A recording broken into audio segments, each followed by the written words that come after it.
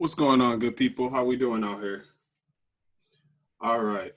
So I wanted to make sure that we all had the opportunity to get a chance to go over some of the switch statements for our conditionals in our C# class.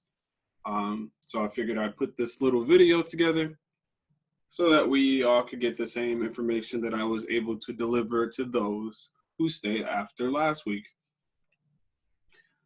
So let's start out by looking at the structure of a switch statement. So currently on my screen, you can see that I am inside my console application, and within here, I have built out a switch statement.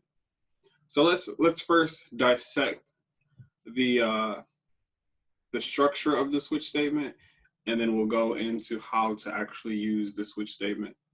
So the biggest thing for me, and the reason that I really like switch statements, is because the switch statement works very similarly to the if, else, if ladder that we learned about. But in this case, with the switch statement, we're able to structure our code in a way that it switches based on a given input, whether it's from the user or if we have that input hard coded. And so it matches whatever that input is versus the cases that it has. And then if it does have an exact match, then it goes ahead and it executes whatever that case is. So if we look over here, we see that we start right here on line 11 with a string variable that we name quote, and we store inside of it the value morning. Now, our switch statement always starts with the keyword switch, followed by a set of parentheses. And then inside those parentheses, we put whatever it is that we want to switch on. So that could be a variable, that could be a literal string, that could be a character, an integer. It can be any data type that we've learned so far can go inside and switch on that. And then each case that's inside the switch statement becomes the options. So this works really well if you have some sort of, if you have a menu-driven program. But let's go here. So we have this quote, which holds the value of morning. So the way this works is it goes through and it looks at quote, whatever this value is, and then it goes to each of these cases. And it says which one of these cases matches exactly what this value is. And then based on this, it looks and it sees that morning matches morning. So these two match. And then what happens is it goes ahead and executes whatever is in between the case and the break.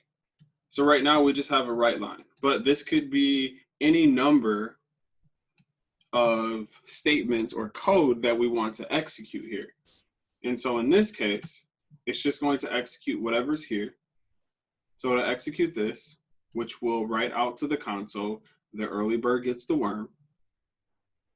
And then so that it doesn't go ahead and evaluate anything else, we throw in this keyword that is called a break statement. And this will make more sense when we cover loops. But the break statement will break us out of the entire switch statement. Now notice that the switch starts right here at line 14 and it ends here at line 39.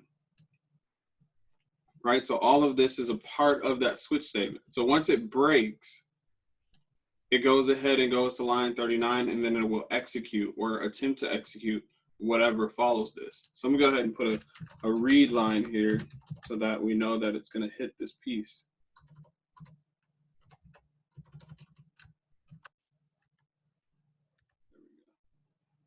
Okay, so that we know that it's gonna hit. So right now, if I run this application, I should get the early bird gets the worm. So let's go ahead and test that out. So I'm gonna go ahead and run it.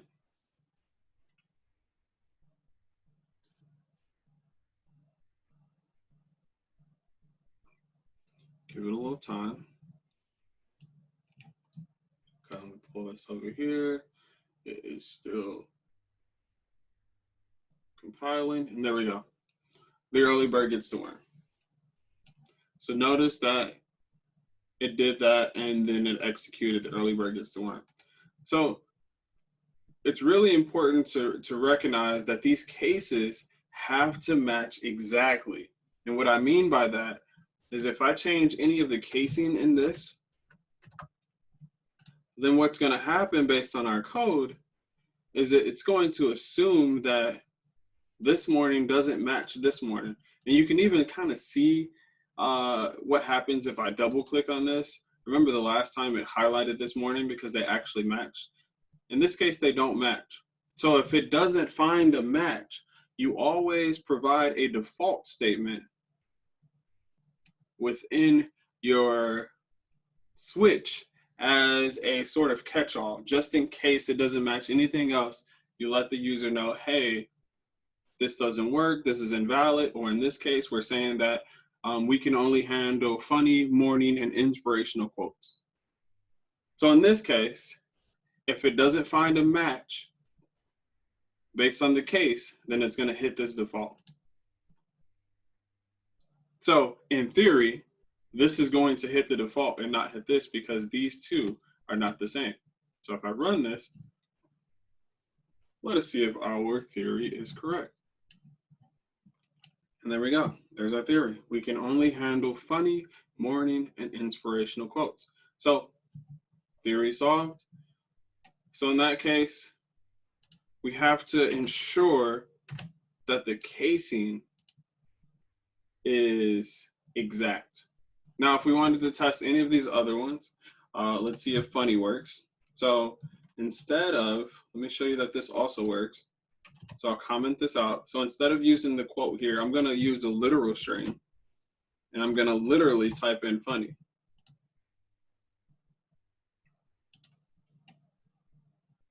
And in this case, the rest of my code grays out, letting me know that none of these are going to be executed. It's only going to look for funny and find that match. Let's see if this actually works.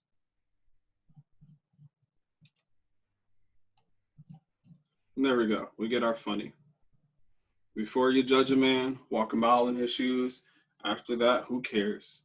He's a mile away and you've got some new shoes. All right. Traditionally, this would not happen. You would not put a literal string in here. You usually have some sort of variable that you're switching on. So we'll go back to what we had going on here.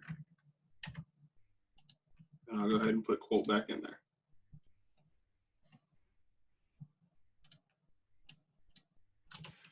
All right, so that explains the overall context of a switch. But let's start with one from scratch so that we can see how this works all together. So let's say that we want to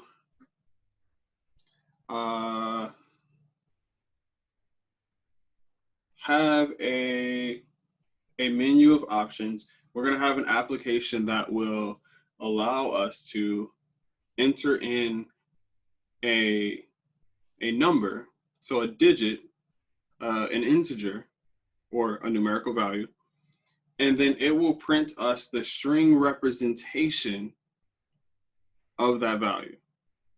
So the first thing we want to do in this case of this application is we want to prompt the user, give us a number. And let's say we're only gonna verify numbers that are going from 1 through, let's say 5.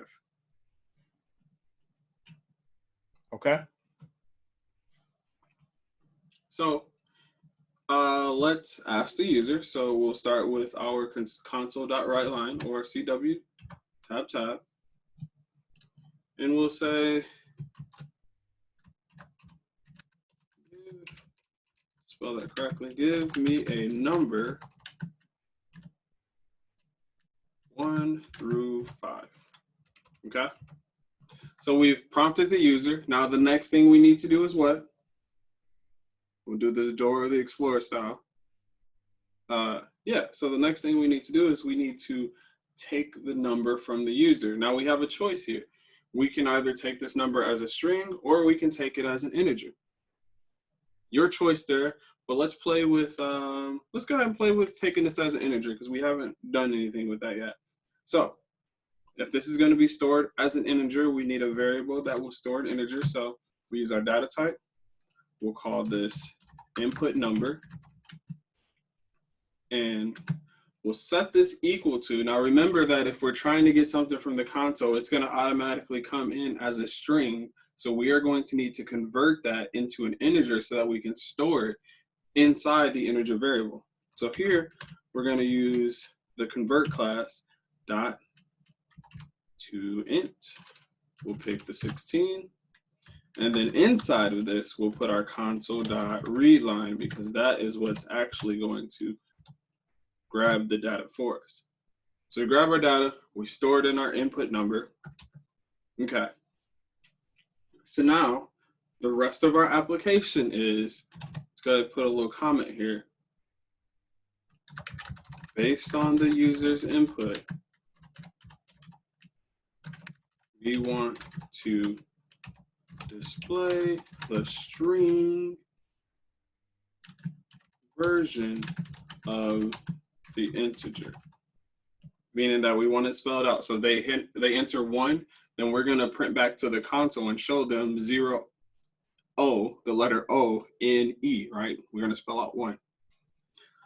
So this is a perfect example. We could use an if, else, if, right? And say if it's this, then we'll do this. But we're going to use a switch because I like the structure of the switch. So to start out with the switch, we're going to start with the keyword switch, and you'll see that it brings up switch, and it says, as IntelliSense has, there's a switch statement. So if you want it, you could just go ahead and press tab here, and it'll give you at least the body or the framework of that switch. Inside that switch, it's expecting something that it can switch on. In this case, we want to switch on, I was waiting on you to tell me, our input number, right? So go ahead and put our input number here because if they give us 1 through 5, then we're going to have various cases for that. So now we have our switch. Inside of our switch, remember we need the different cases. So we're going to start with case 1, or our first case. And right after the keyword case, you need to put the thing that you want to switch on or that you're checking against. In this case, we're checking against numbers that are 1, 2, 3, 4, or 5, right? So our first one is going to be case 1.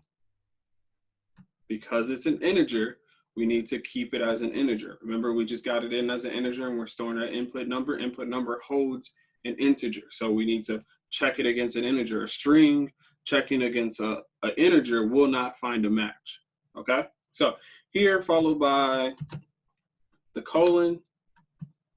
And then I like to make sure I get this set up. So I press enter twice, and then I type in the keyword break. And you'll notice that all my red squigglies go away. Everything's good, life is good, we're happy, okay? Now inside of here, if we want to print to the console,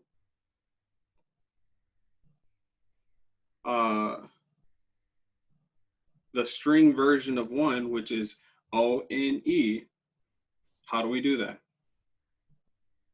Now, if you said console.WriteLine, and then you just type in O-N-E, you are correct. So we have that.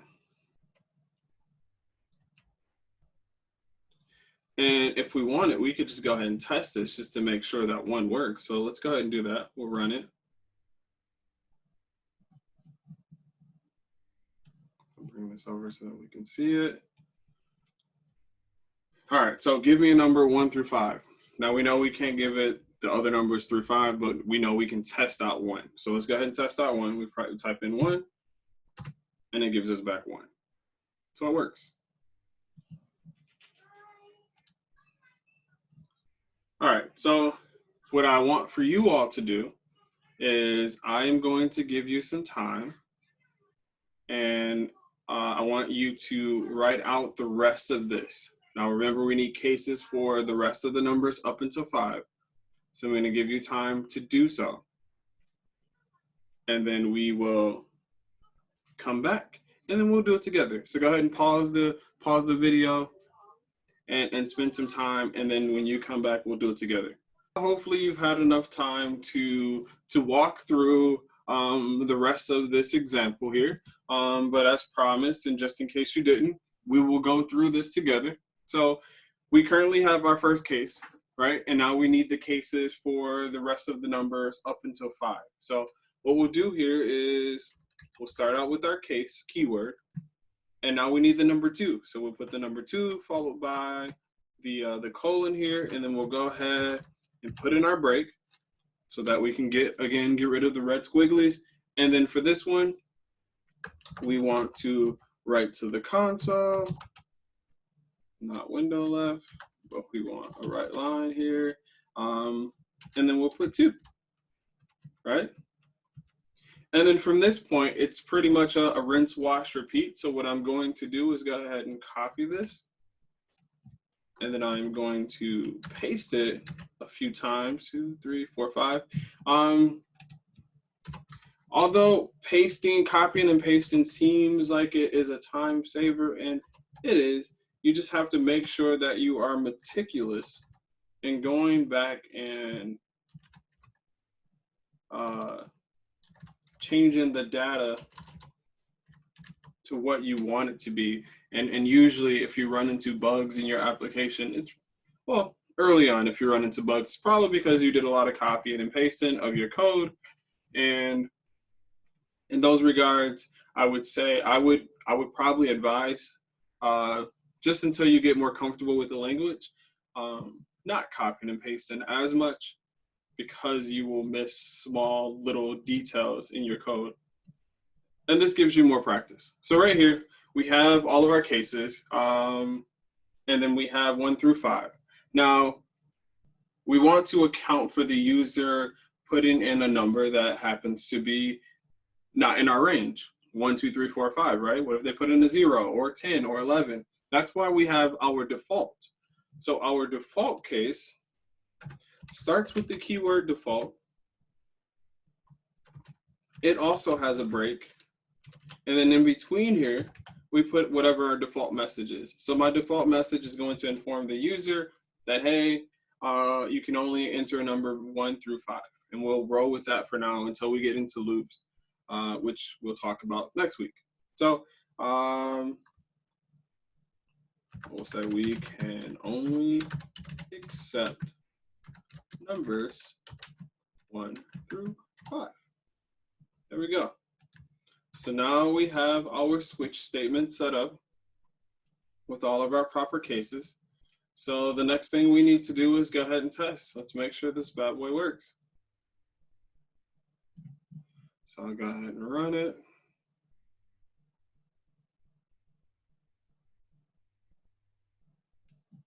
It compiles. There we go. Give me a number 1 through 5. So let's go 2. Okay, the 2 works.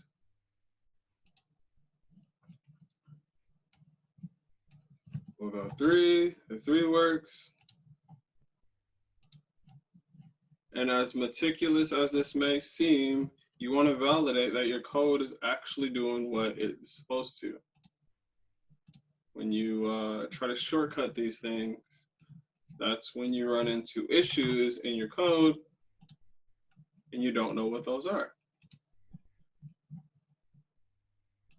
When you're working for a company or anyone, if you're delivering this as a product, or you're going to have an end user, it's all about quality, right? And so testing and over testing your application to make sure it gives you all the expected results is valuable to you as a developer and to whatever business you have or that you work for. All right, so we validated that 1 through 5 actually works. Now let's put in a number that's not there and see what happens. So let's try the number 10. We can only accept numbers 1 through 5. There we go. So again, I just wanted to give you all another quick peek at what a switch statement does in the realm of conditionals and what it's used for. Again, I often use a switch statement for any menu-driven program, if I have several options that I want the user to choose from, then I'll go ahead and use a switch. If there are specific conditions that I need to check for, then that's when I would use an if or an if else or an if else if. But there's a thin line between when these are used on both sides. So all the things that we've learned as far as conditionals goes, these are just tools in your tool bag. And when you have the problem, you figure out what tools best suits that in the situation or the context that you're working in. So I'll leave you guys with that, and stay tuned for the next video.